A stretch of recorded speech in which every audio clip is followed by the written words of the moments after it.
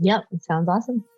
Well, everyone, welcome back to a very exciting episode of the Storybox podcast. I am delighted to welcome Jenn Lim to the Storybox. Now, for those of you that don't know who she is the CEO of Delivering Happiness, a company she started with the late and great Tony Hsieh. If those of you that don't know who he was the CEO of Zappos.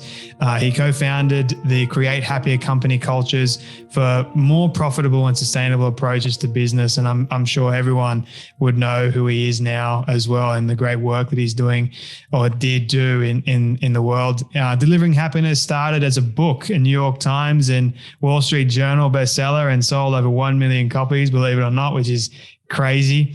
And it has evolved into a business consultancy and global movement that has impacted and inspired companies and organizations around the world. Jenn's mission, which I absolutely love, is both simple and profound: to teach businesses how to create workplaces led with happiness and humanity that generate more profit, sustain all people at every level of the organization, and share how we can make an impact by being true to our own authentic selves. I'm delighted to say that Jenn has created this incredible book called Beyond Happiness. I'm holding it up for you if you can see the actual video, but it is Beyond Happiness: How Authentic Leaders Prioritize Purpose and People for Growth and Impact. And I can go on and on about your amazing achievements, Jenn, but welcome so much to the Storybox podcast today. Thank you so much, Jay. It's an honor to be here. Like I was saying in the intro, I am beyond happy to have you on my show today. You have a subject matter that I am very interested in, and I believe in the power of, and I feel like it needs to be spread far and wide, especially with the current times that we are living in, which I will get into in just a moment with your backstory and why you do what you do in the first place. My very first question for you is, what does success look like for you?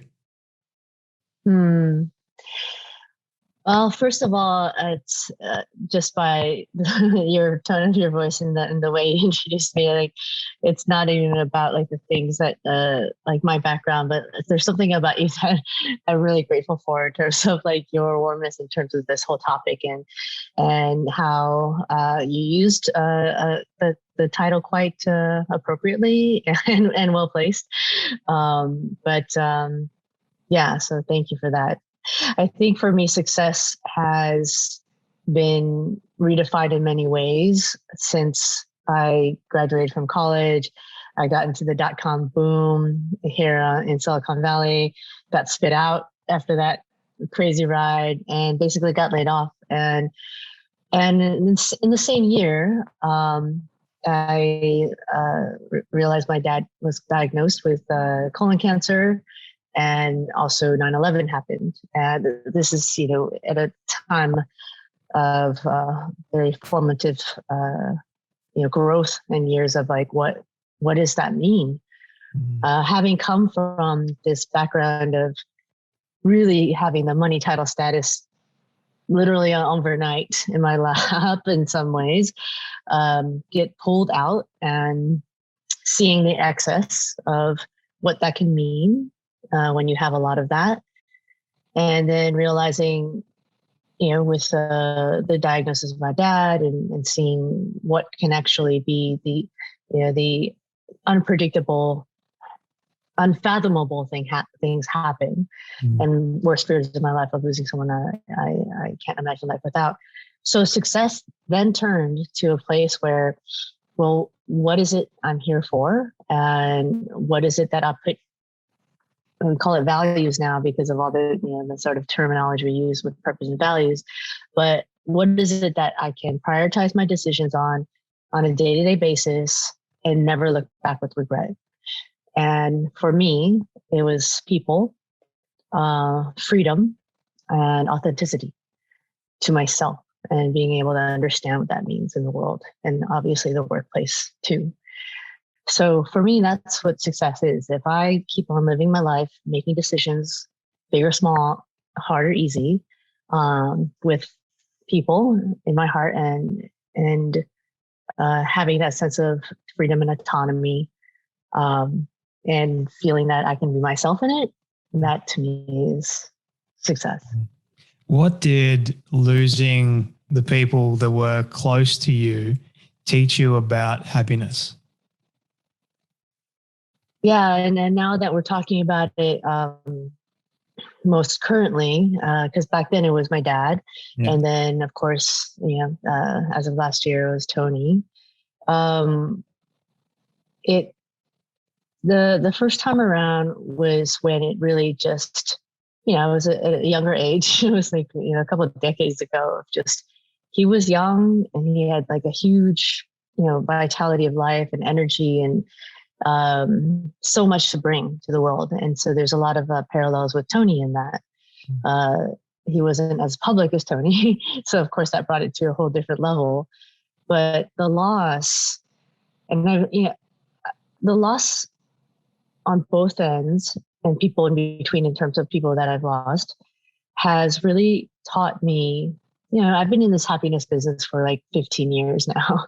And it's based on science of happiness, positive psychology, things that I'm very big about in terms of science and logic. What I've learned from the loss is that there's a quote from Rumi that I really resonate with right now. It's that the cure for pain is in the pain.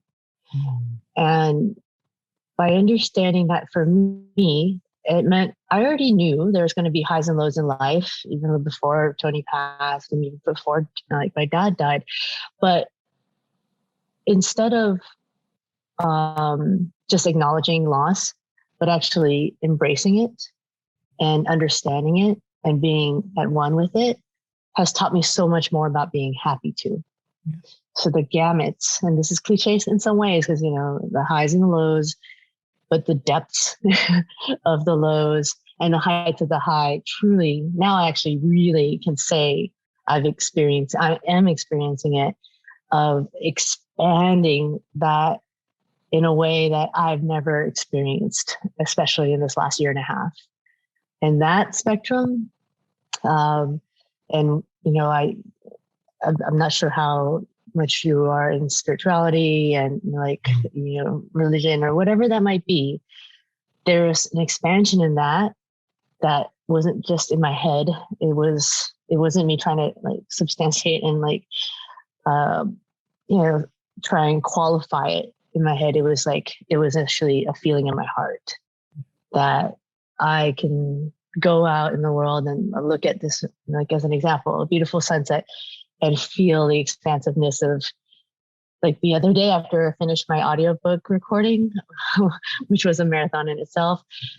I know this is going to sound like totally woo for some people, but I felt the presence there of when I talked about my dad and when I talked about Tony.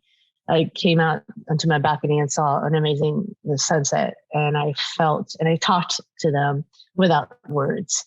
So I wouldn't have predicted it, in terms of like having a objective mind, a logical brain. But those things I feel because of loss and really receiving it and accepting it has been an enabler for me to feel the full spectrum of what life is. You'll have to bear with me with this next question, and hopefully I explain it in a good way that you understand. But you mentioned the depths of being happy, and I'm curious what is the depth of being happy, and then kind of the crossover effect, if you will, to the spiritual element of happy. Like, do you need to have a spiritual base or understanding at least to find the deeper part of happiness?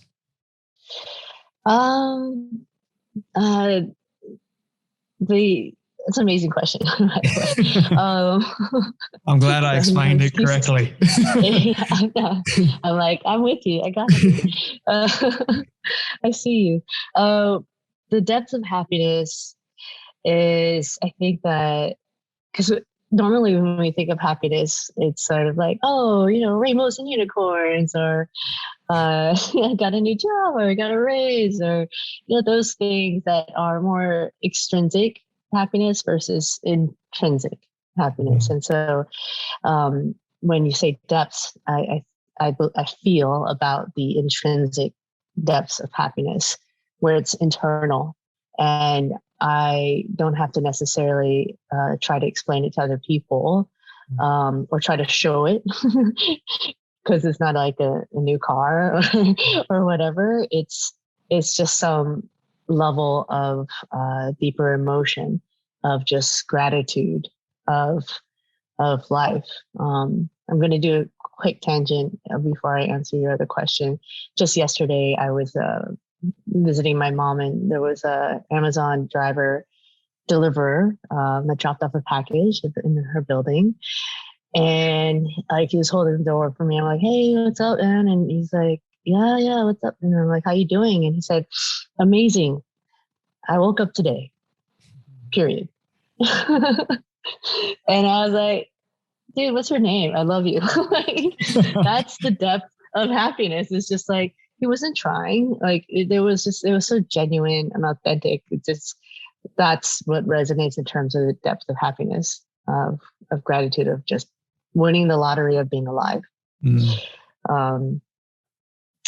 Yeah. So I'm sorry I got to that tangent, but yeah. Would you mind repeating your next question? Since I I love that tangent, because that was like a mind-blowing realization for even myself. Like the pure gratitude of just understanding that, hey, you're alive today. I mean, how many of us take that for granted on any given day? Like we just wake up and then go through our daily processes and routines and just go about life the way that it is. And I think just being able to stop for a second and just being present with your authentic self and saying thank you for just the fact that I'm alive. And it kind of leads into my other question, which was the spiritual element of being happy. And do you need more or less to have that spiritual understanding or base to find the deeper sense of happiness? Great. Thank you for that. Nice tie-in and segue. So I would say that the short answer is that it's not necessarily needed to have that depth of happiness, because in some ways, like the same reason why people have different definitions of happiness, people have different definitions of spirituality and what religion means to them and all that. And for me, that's so based on your own definition when you are being your most real, vulnerable, authentic self. So when I say spirituality, it could even mean, some people just find it naturally in nature and just walking in like the redwoods or on a beach. That is all spiritual to me. And that oneness that I felt when I walked on my balcony to see that sunset the other day after the audio, the audiobook recording, it was that feeling of oneness that, oh my God, this amazing sun, amazing rays. And I was at one with it all. Like I felt near and mighty at the same time. So to answer your question, I don't think you need that, quote unquote, sense of spirituality embedded in you. But I think the more real we are as individuals, the more we are within aligned with that spirit.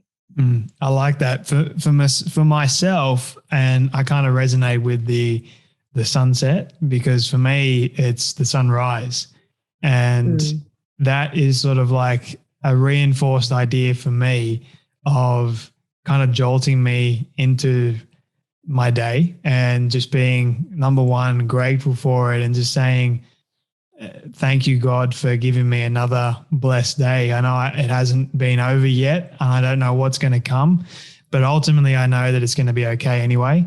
And then at the end of the day, it's kind of reflecting back with the sunset on how I felt throughout the day, more or less, and was I really being true to what I believed in throughout the day, or did I mess up? And, it's kind of that realization of, hey, hopefully there's going to be a tomorrow.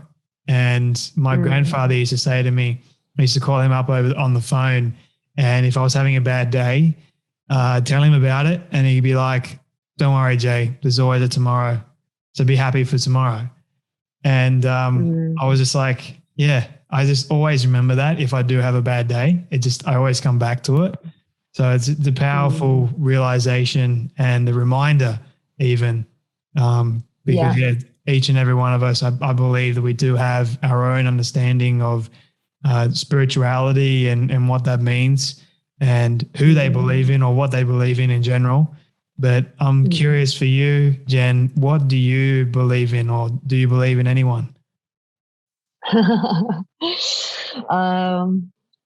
I I love before I go to that, I love the bookends that you do from the sunrise to sunset. And one thing, if you don't mind me building on that real quick, is that every sunrise and sunset is different. Yes. If you notice it. And that's what always gets me about, it's probably because I physically can't see the sunrise from my house, but I can see the sunset every day. It's like, oh, that was a different day. You know, that was a different bookend. So I love that, what you just shared about your grandpa as well, in terms of like, it'll be a different one tomorrow as well. What do I believe in? So I do believe that, you know, like my upbringing was around religion. Well, my mom's side, but not my dad's side. He was pretty agnostic, but he just believed in life, and he believed in just like lighting up a room in his own energy. And so I think I learned a lot from that, and then also the senses of belief in myself, which is actually like harder than I thought would be. And then the belief in people, and that there is good in the world, no matter what we read and no matter what headlines we see. And the belief, like, again, sorry to keep on going back to that moment on the sunset. It was when I was climbing Mount Kilimanjaro with Tony, and not even knowing what was happening during that journey. And it wasn't just at the summit, it was, there's something more. And those feelings, I think the more we get real with ourselves and have that connection of what we believe in, it gets stronger and in unexpected ways.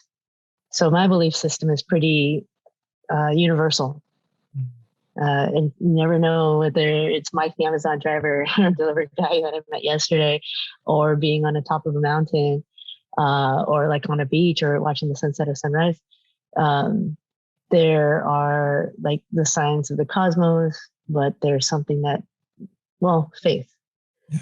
And that's the inner portrait that we want to create of what we don't have to question, but what we know because we feel it. Yeah, I like how you mentioned. Yeah,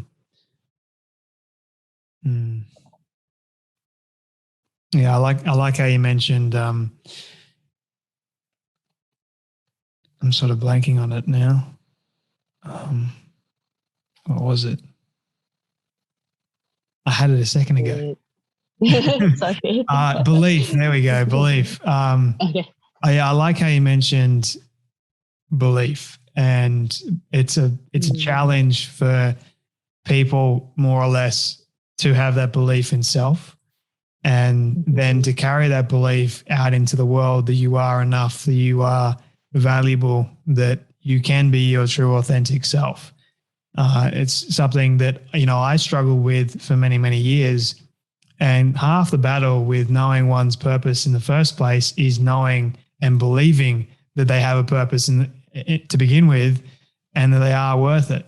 So I wanted to ask you, Jenn, have you found it difficult, or have you struggled to know your worth or know your purpose in life? And what would you say to a young person, or even just anyone at the moment that is struggling with knowing their worth and purpose, and then guiding them towards a happier, more fulfilling self? Yeah, I mean, the short answer is most definitely I've struggled with it. In sense of worth and purpose and a sense of belief in me. And now there's different words for it. Like there's different kind of terminology of self-love, self-care. Whereas growing up in different households, different cultures, they'd be like, what are you talking about? Like, just get the job done and like shape up and like you can figure it out. And it's like tough love for whatever reasons. And like, we're blessed. I believe most of us in the world are blessed because we've had generations of people that literally fought for and literally died for this time that we have of being able to not worry about, generally speaking, food on the plate, being able to survive another day, things that we were blessed with because people really fought for that. So going back and circling back to your question, did I struggle with that? I know. Did I struggle with that? Yes, for sure. And finding the purpose for me, even after I found that purpose, especially after that story, that time of the period where I lost my job, I lost my dad, and just things were just totally out of whack. That's when I found my purpose, was around people and helping as much as I can. Like the irony of losing my dad was I became the pseudo doctor in my house to help him communicate with his medical team and our medical team kind of thing. So finding purpose can come in very different ways, but then the belief in yourself, that's a whole nother journey for me. Like it goes hand in hand, of course, because they're tied into like the meaning, what we found in life and what we find in life. But there's so much of that monkey brain that we have, and it's there for a reason. Like we were primal, like we were created to survive. So of course we don't want to get eaten by, some wild animal. And that's our monkey brain that's being activated, even though we're in front of a computer these days or Zoom land. We don't want to get eaten by animals. We want to survive. And then we get these instinctual impulses to be primal. And that's when I think we face those monkey voices in our head of fear and doubting ourselves of who we truly are inside and therefore meant to be. So I would say I still struggle with it. You can check all these things of like accomplishments and achievements and successes in life, but the biggest and therefore most rewarding challenge is being able to feel so real and confident and sure of that belief system within yourself. That's the biggest, one of the biggest forms of success. I like how you mentioned the monkey brain. It's so true, isn't it? Like it's honestly a crazy thing. And life, I believe, is ultimately a difficult struggle most of the time to find this sense of balance with ourselves and with what's going on in the world, the information that is being passed through our screens and what we see all the time. So it does become a struggle. And depending on your current state of mind and even for the best minded people, like the strongest minds, even they struggle still.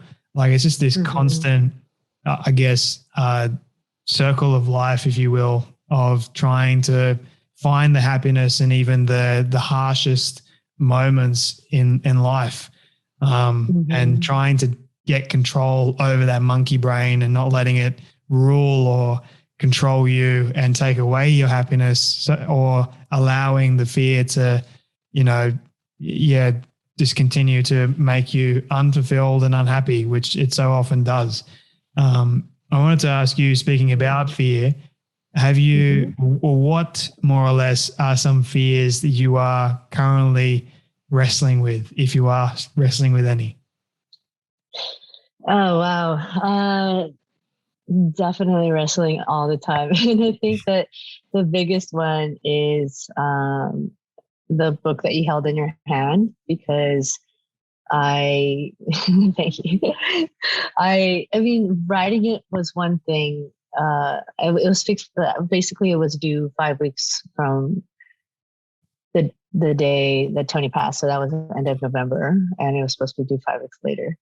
And I mean, you can't expect to write a book during that time. And publishers were very understanding and generous.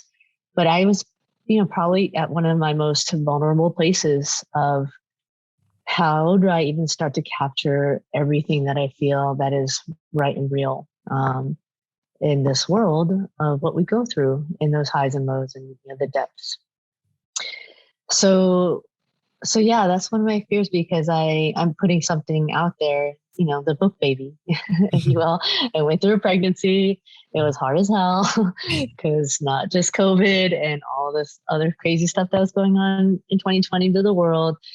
I have no idea how it's going to be received. And in some ways it's out of my control because the book baby's born. It's like literally in your hands. And, so yeah, that's a fear of seeing how the book baby is going to be born and grow.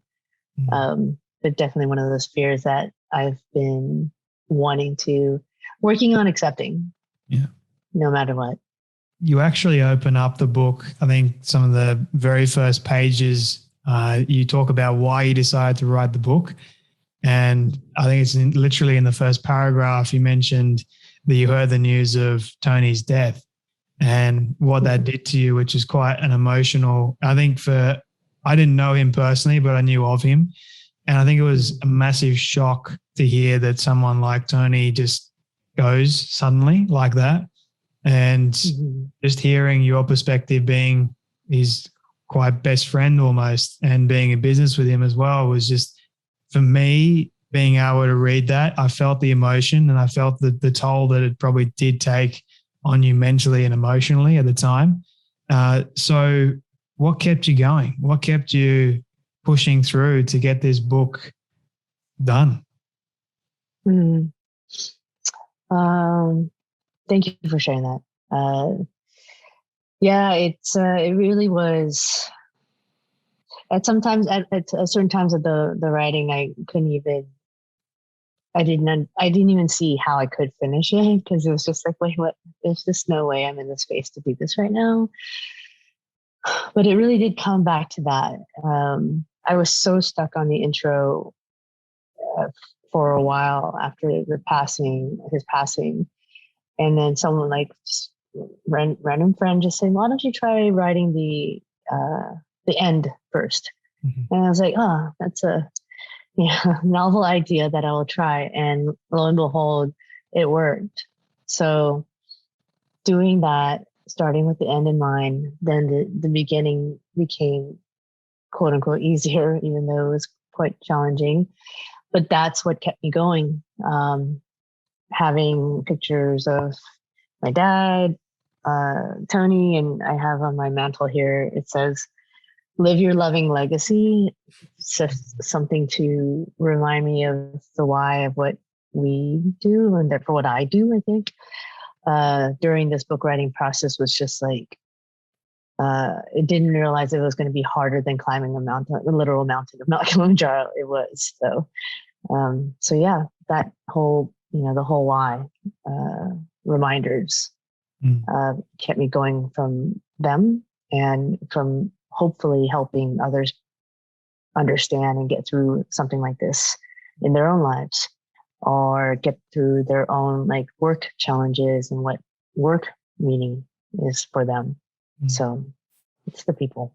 You open up to, I think it's the very first page, and you got these photos. I encourage people to go and watch the video, but you got photos, I believe, of your dad, and you got another photo of you and Tony as well, which is just emotional to look at, but knowing the story behind it as well is just even more powerful and unreal. So I'm grateful that you actually finished the book, because it's a needful book. And, I'll just be honest with people, I haven't actually read the whole thing. So, and I just wanted to be authentic and say that, because I know where it's going to go. It's like I was saying in the intro, it's a needed message. It's a needed story to get out there into the world and in the hands of many, many people. So thank you for writing it. Thank you for not giving up on it. And I know firsthand what it's like to unravel the beast that is writing a book. And I believe this is your first book, right? Yeah. I mean, the other experience was, of course, with Delivering Happiness with Tony in 2010. But in terms of like doing the whole thing, then yes, this is my first. That's right. It's your own little baby I should say big baby that is yet to be released into the world. So I know what it's like. And when you mentioned the intro and not knowing what it was going to be like, when I wrote my very first book, I wrote the introduction and something just didn't feel right. And one night, literally 12 a.m. at night, I was just tossing and turning in bed and I'm like, this is not going to work. And I deleted the entire introduction of the book. Wow. And I'm like, I'm going to start this again. What is this introduction going to be? And then literally within 2 hours on my phone, I wrote the introduction of what it was going to be. But honestly, I didn't know until I went over the book again and started thinking about, what do I really want to say here? What is the message behind this? What can I give to people? And I feel like this introduction for you was the perfect introduction, if I can say that, to set up, no doubt, the book of Beyond Happiness. So, yeah, I thought I'd say that. Yeah, that's awesome. Thank you for sharing that. And that's so cool that like to be able to just throw away work that you're like, this is the introduction, like, oh, this is like whatever crap. That's huge. And that's confidence and belief in yourself. So like case in point right there. So I love that story. And then, yeah, you never know. iPhones might be the way to start writing a whole novel or a book in itself. So that's pretty so much, cool. right? It's kind of crazy. Technology these days is allowing us to do so many things. I actually have like journals beside my bed, and at nighttime if I have an idea, I will like tirelessly write it and try and see in the dark. I've got my phone light and my eyes are like sleepy, but anyway, it's one of those funny things. But speaking about your book, Jen, it's called Beyond Happiness, and I want people to go and pre-order a copy of the book, or even just go get a copy of the book anyway. It's going to be out October 12th, which is pretty exciting. For those people that want to know, what is Beyond Happiness? What does it actually mean to be beyond happy? Yeah, that's it would be really messed up if I said read the book, so I won't say that. But I do love the fact that you said I haven't read the book to be authentic and true. I'm like, oh, Jay, I feel even more connected to you. That the fact that you said that. Thank you for sharing that. Yeah, so Beyond Happiness, there's so many different layers to it. But the most pinpointed one is that there's a certain in some ways, in a universal way, happiness is like a known term, and we all want to be happy, and it's true in some ways. But I think what I'm trying to present is like what can be beyond that notion of what it means to be, by definition or by society, happy. And that to me is bringing into these other layers that we've been talking about. And the questions that you've been beautifully asking is those depths of the other side of, feeling, we have lights and we have these strengths and we have these amazing parts about us, but we also have these shadow sides. Yeah. And some might call it demons, some kind of call it resistance, whatever you want to call it. It's this basic same thing. But to be able to be beyond happiness is embracing that all as whole people and beings in the world, for ourselves, number one, but also for each other. And I think that tie-in of what's in it for me has been, kind of strong in some ways, but it's also being able to answer at the same time what's in it for all. So bringing back a sense of community, the modern day village in our communities and workplaces, etc. So to me, that's beyond happiness. And it's also a question that I present in the book of just holding up a mirror, like, what does beyond happiness mean to you? So if you don't mind me asking, Jay, and I know like you don't even have to read the book to answer that. If you were just to think about it, what might that mean for you? Yeah, I like how you spinned it back on me because I wasn't prepared for it. So now I got to think of something. No, I'll be authentically me right now. And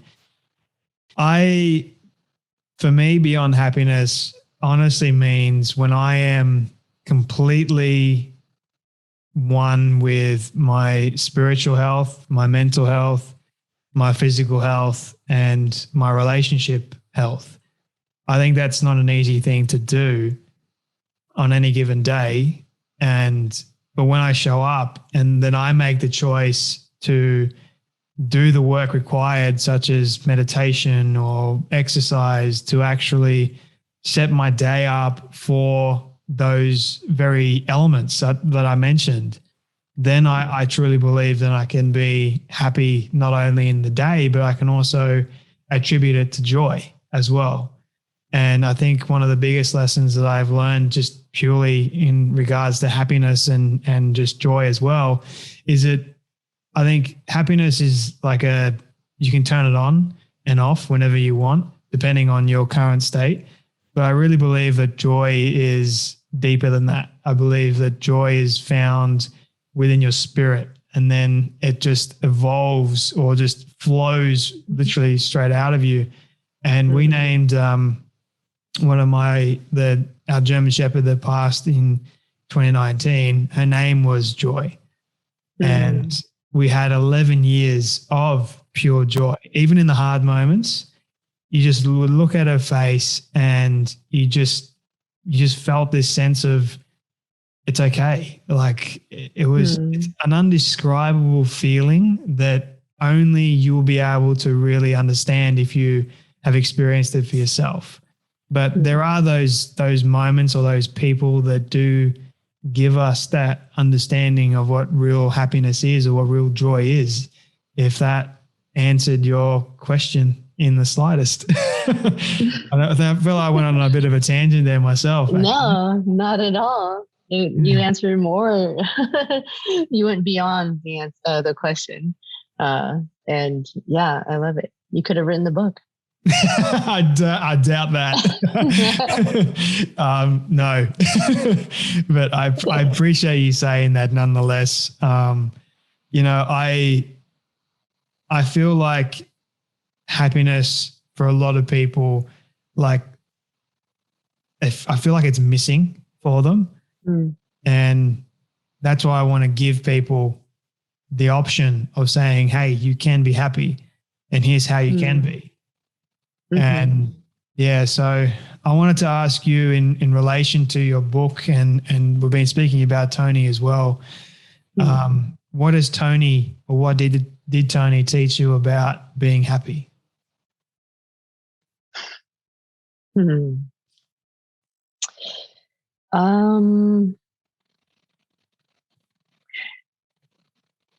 It's such I'm sorry I'm taking too much time and just reflecting because it's okay. It's now that I'm starting to talk to more people on the book and talk, as you can imagine, during the media storm after he passed, it was I just had to turn it off and not respond, and didn't for intentional reasons. And so now that I have time to process and write about it, there was a lot of cynicism, like, why did he die? And he was supposed to be so happy, and he was delivering happiness and all that. And it was a pretty one. It was fair, there was fair questions about that, and I'm not, judging any of that, but it is just one side of it, and it sort of does disservice to how layered and complex our souls and beings are in a physical, mental, emotional, relational, and spiritual sense. So it brings me back to your question. It brings me back to actually after Delivering Happiness was written, we were going on a book tour and all that stuff. And we started talking about what's wrong with the book. It's just because like, oh, it's not enough that it's a bestseller. Like, what's wrong with the book? And it was like, what was missing? And what was missing, and we both agreed on without even like, yeah, we didn't know we were going to agree on it so strongly, was that it was missing the sense of being your authentic self. So that's what we talked about almost immediately, in making that a priority in our lives of, what really is happiness. We could talk about it from a scientific sense. We could talk about, like a passion sense or a purpose sense. So those things all ring true. But if you don't have this most fundamental sense of self-awareness of one's own authentic being, then there's no foundation to build other happiness or joy forms of it from.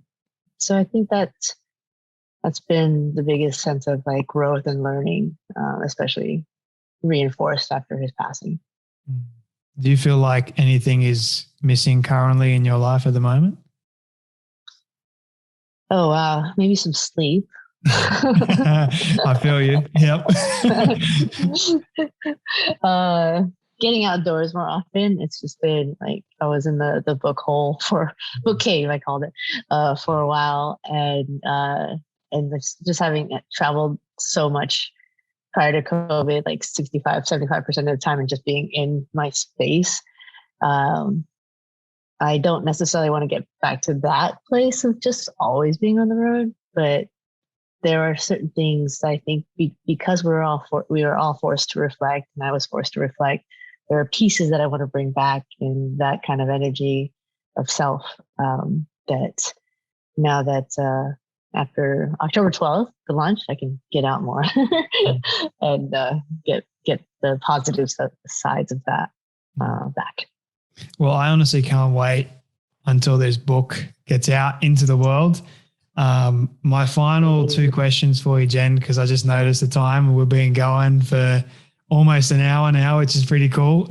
But cool. My final two questions for you. I love asking people this question, and I'm very curious about your response to it. And that is, what do you love the most about yourself and your story? Wow. Way to bring it back to that topic of what is really difficult to do. Wow. I think it comes back to what I love is when I can engage in conversation and go beyond the what is, like, what's the weather, or, how did the sports team that you love do? And it could be a stranger or a person I've known forever, and just get in it like within the first minute. Deep dive, as we say. Just like deep dive into the core of what really matters. So I guess I love that I can feel maybe bold enough to like ask those questions, and then also be bold enough to answer those questions by being vulnerable first and sharing that. And then that's when I think the real meat of connection and life and love come in. So never been asked that question in that sort of way. So yeah. I appreciate your vulnerability today and for sharing the kind of stories, the wisdom and advice that you have done. Where can people find you, Jenn, and learn more about you, buy a new book, Beyond Happiness? Where can they do all that before I ask the final question? Oh, wow. You're really doing these cliffhangers one by one. Yep. These questions. Just wait for it. Yeah, clearly not your first rodeo.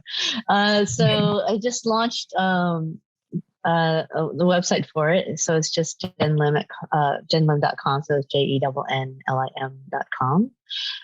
But also we have the company that Tony and I co-founded. It's deliveringhappiness.com. But the book's on jennlim.com. All right. Well, I encourage people to go and get a copy again and go and follow Jenn too. Okay, my final question for you, Jenn. This is my all-time favorite question I ask everyone at the end of my conversation. So it's a hypothetical one, but I want you to imagine with me for a moment that you've been able to reach the age of 100. All your friends and your family have decided to put together a film for you of everything you've ever said and everything you've ever done. Don't ask me how in the world they got it all. We'll call it magic for the sake of argument. But they've been able to get it and show it to you on your 100th birthday. What do you want that film to say and to show about your life? Wow. Nice one. Well, I'm not trying to say this as a cop out, because I really believe it. Like, there's a reason why it's on my mantle. It's, live a loving legacy. And if I lived a loving legacy and through what I shared earlier in terms of my priorities and values of people, freedom and autonomy and being authentic, then, it would not have anything to do with my accomplishments in life of, publish a book, like whatever, who cares? It's like those things would matter the most. And I love that question too. Perfect send-off message. Jenn Lim, thank you so much for your time today and for coming on the Storybox podcast. Thank you, Jay.